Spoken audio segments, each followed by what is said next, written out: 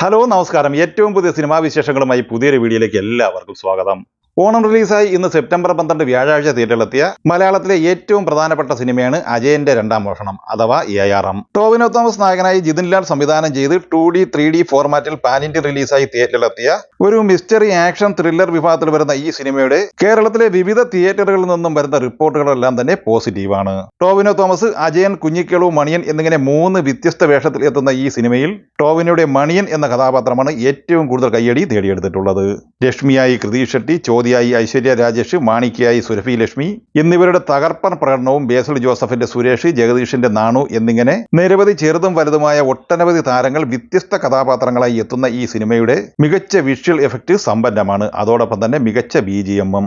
സ്ക്രിപ്റ്റിലെ ചില ദൗർബല്യങ്ങൾ നെഗറ്റീവായി ചില കോണുകളിൽ നിന്ന് ഉയർന്നു വന്നിട്ടുണ്ടെങ്കിലും അതൊന്നും തന്നെ ടോവിനോയുടെ വ്യത്യസ്തമായ ഈ 3 കഥാപാത്രങ്ങളിലൂടെ മികച്ച പ്രകടനങ്ങളുടെ തെല്ലും ബാധിക്കാത്ത രീതിയിൽ സിനിമയ്ക്ക് പോസിറ്റീവായ പൊതു അഭിപ്രായമാണ് രൂപം നൽകിയിട്ടുള്ളത്. ടോവിനോയുടെ 50-ാം ചിത്രം കൂടിയായ അജയന്റെ രണ്ടാം മോഷണം നിർമ്മിച്ചിരിക്കുന്നത് മാജിക് ഫ്രെയിംസിന്റെ ബാനറിൽ ലിസ്റ്റിൻ സ്റ്റീഫനാണ്.